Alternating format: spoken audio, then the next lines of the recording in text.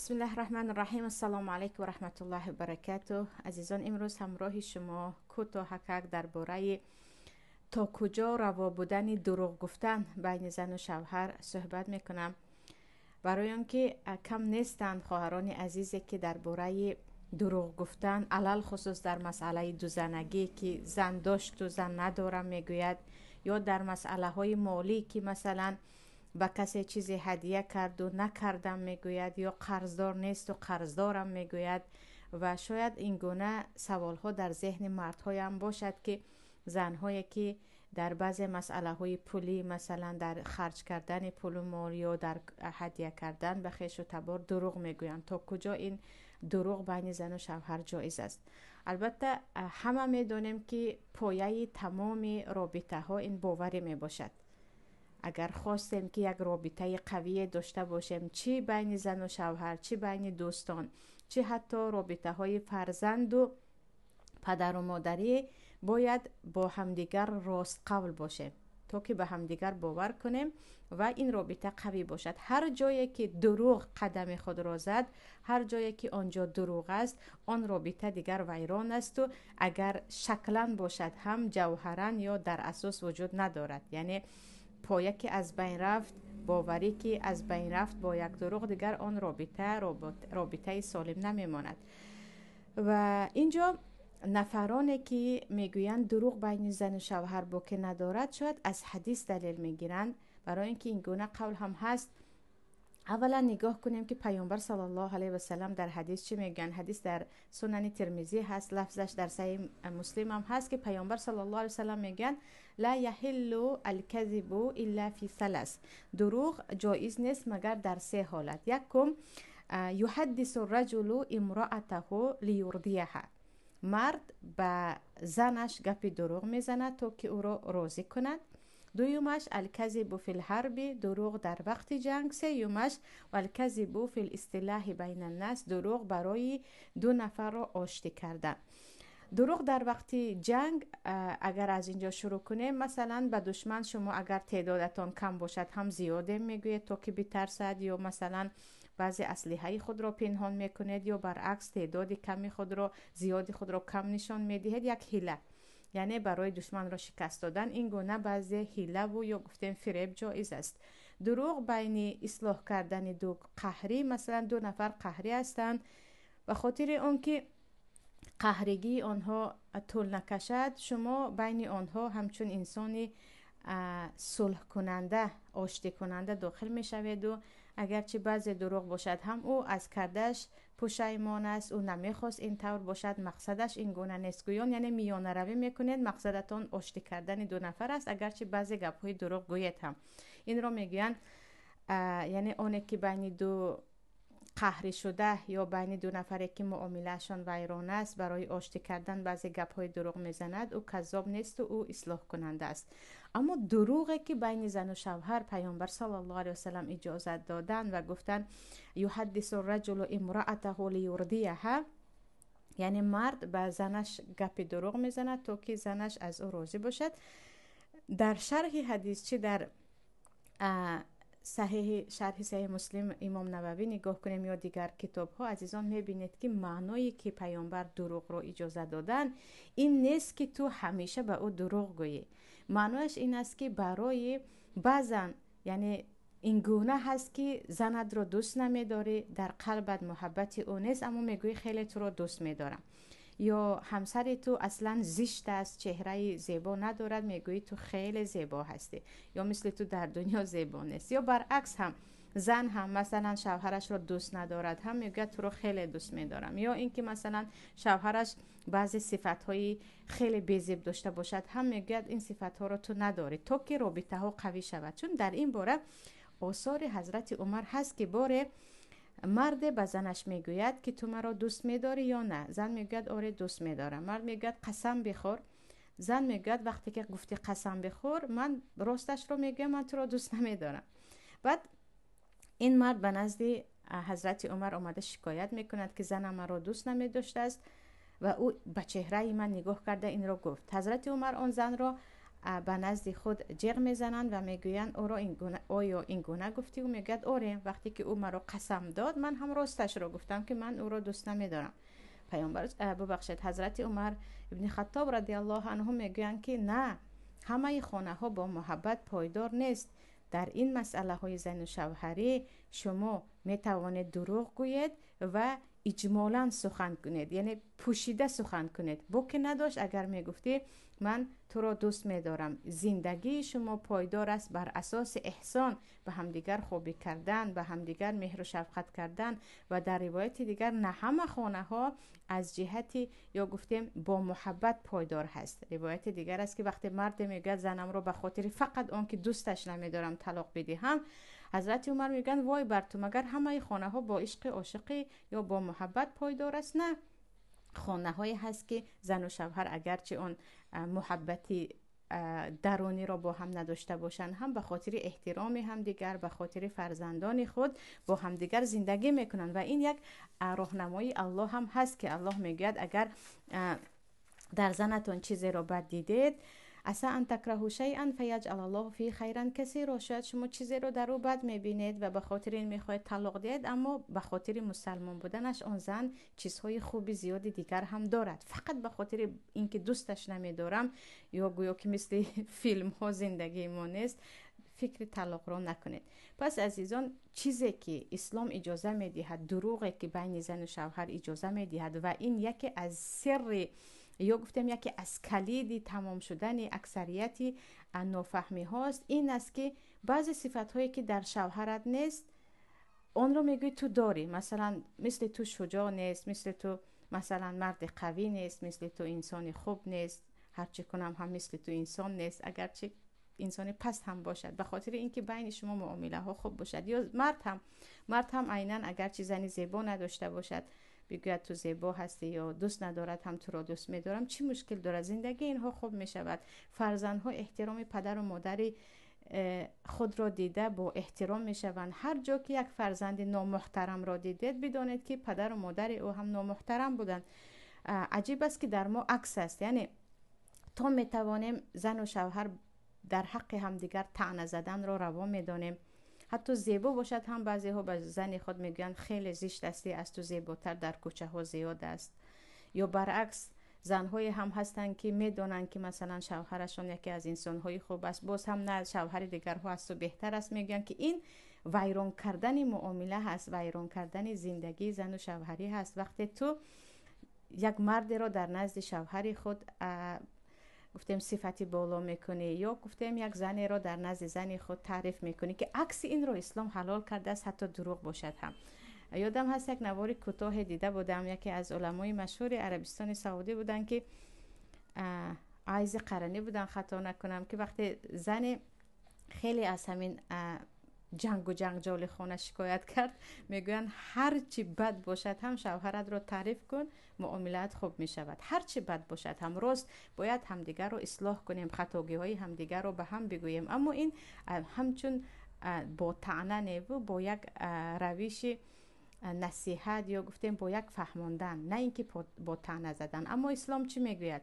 برای آنکه محبت زن نسبت تو زیاد شود و یقین بکند که تو با او از روی محبت زندگی میکنی، یا زندگی تو با او زندگی رو دوست میداری، دوست نداری هم بگو خیلی دوست میدارم. یا اینکه صفت های خوب یا بی‌زیب باشد هم بگو خیلی زیبا هستی. زن هم عیناً همین گونه، این به دروغ داخل نمی شود. اینجا گروهی هستن که میگن نه، ما از الله میترسیم، ما دروغ نمیگوییم، بی‌زیب است باید بی‌زیبی بگویم، بدش میبینم باید بگم بدت میبینم.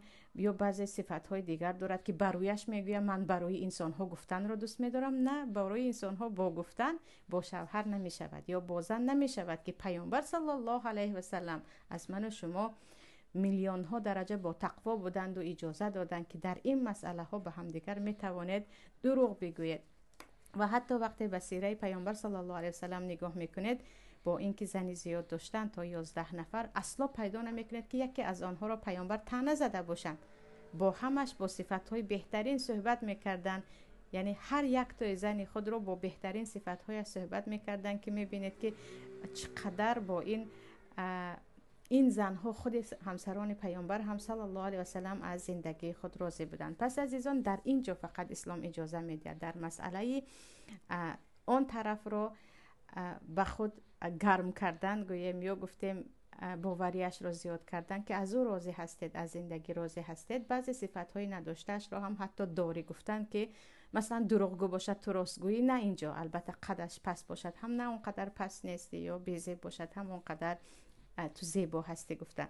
اما مسئله دروغ در مسائل دو زنگی سه زنگی که این یک وبا است، بجای اینکه یک برادر مسلمان زنی دویم و سوم بگیرد یک خانه دیگر بنیاد بسازد، میبینیم که یک خانه، یک لانه بنیاد میکنند، یک خانه خود یا گفتم یک قلعه خود رو که 23 سال با اون زندگی داشتن ویران میکنن و سببش هم زیادی دروغ میشود. یعنی چرا اکثریت زنها پس از آمدن زن دوم و سوم معاملهشان تماما ویران می شود؟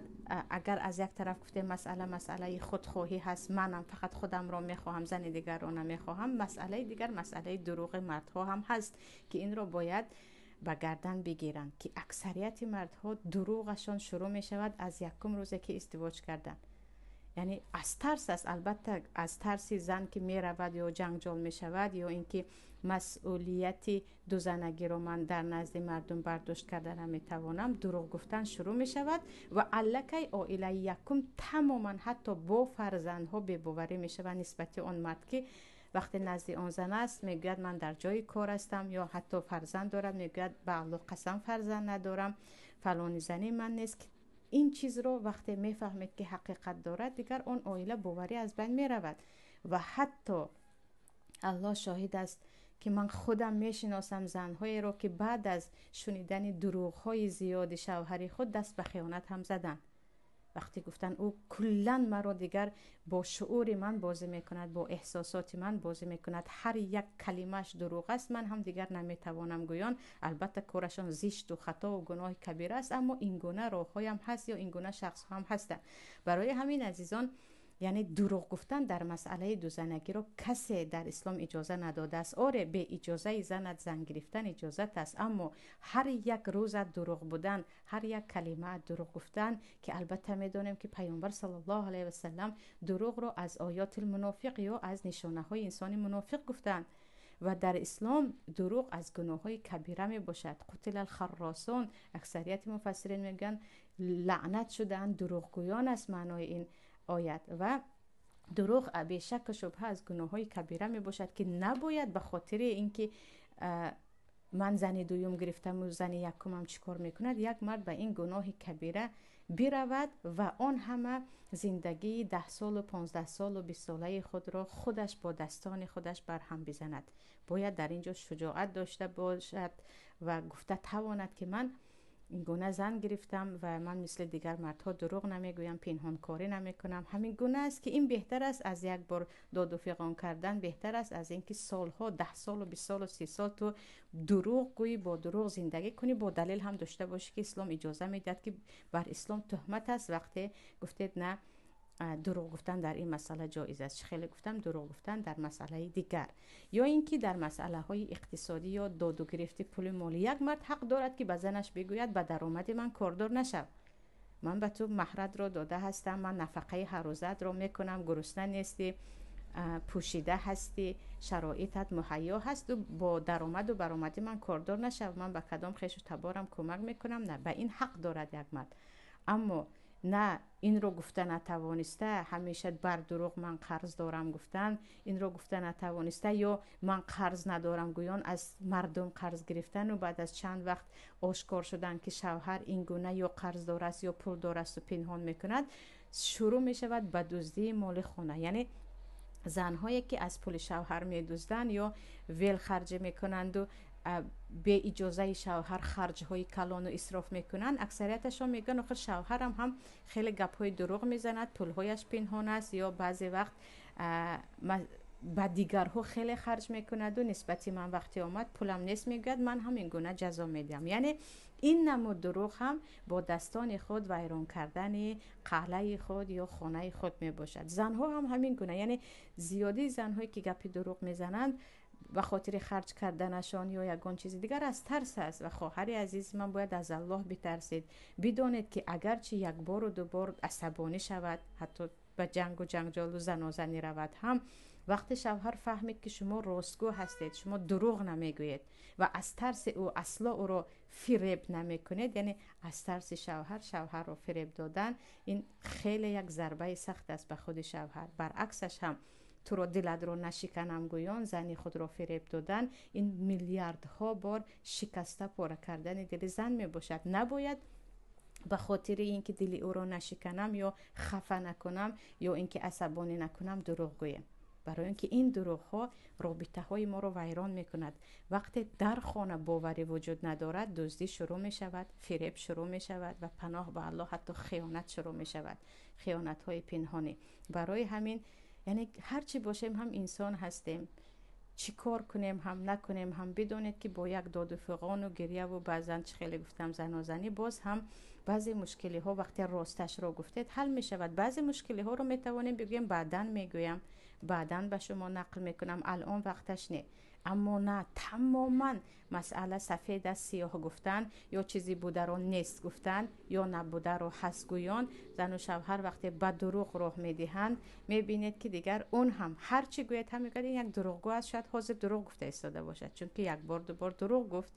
یعنی بادل به شما باور ندارد و حیا چگونه می شود وقتی یک خانه در آنجا دروغ وجود دارد. و خیلی در اول صحبت گفتم هر رابطه هایی که با اطرافیان داریم اگر می خواهیم برهمش زنیم، باید یک دروغ با یک دروغ گفتمون اون رابطه دیگر برهم میخورد، چون اون طرف دیگر به ما باور نمی کند.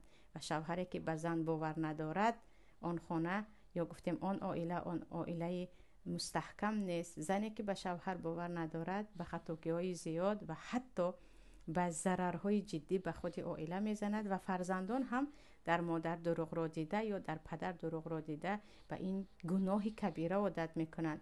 و تصور کنید وقتی فرزند شما دروغگو هست، او آیندهش چی می شود؟ هیچ کس به او باور ندارد، هیچ کس با او در یگان رابطه سالم یا گفتیم جدی بوده نمیتواند که میگد این یک دروغگو هست که به این باور نداریم. پس عزیزان، مسئله دروغی که اسلام اجازه داده است در مسئله دوست داشتن و گفتیم بعضی صفات‌های نداشته را داری گفتن، اگر با این دروغ در حیات عائلوی عمل کردید، خیلی آرامش هم پیدا می شود و طرف یا همسرتان از شما در زیاد مسئله ها مطمئن می شود که این انسان از اینکه با من زندگی دارد خوشبخت است و از پی زندگی می شود. اما دروغی که شریعت اجازه نمی دهد و ما با آن راه می دهیم، زندگی هم آن را ویران می کند، باوری ها را از بین می برد و زیر یک سقف یا زیر یک بام با هم زندگی می کنیم، اما با قلب خود دشمنی هم دیگر، با یک انسان بی‌باوریناک یا با یک انسان دروغگو زندگی دارم گویان،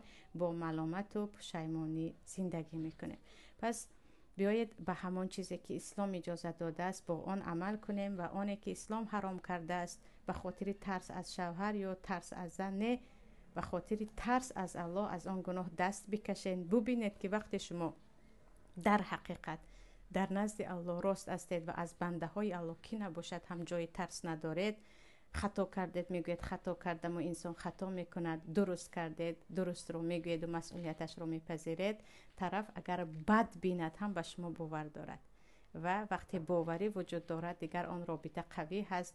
وقتی باوری وجود ندارد هزار شما را دوست بدارد هم بدونید که این رابطه یک رابطه ویرانه هست یا گفتیم عائله یک عائله ویرانه هست. این به صحبت امروزه من و می توانند خواهران عزیز به کانال تلگرام داخل شوند که زیادی ها از آن پرسیدن که ما چگونه در تلگرام شما را پیدا کنیم که ان شاء الله زیر این نوار خواهیم گذاشت. السلام علیکم و رحمت الله و برکاته.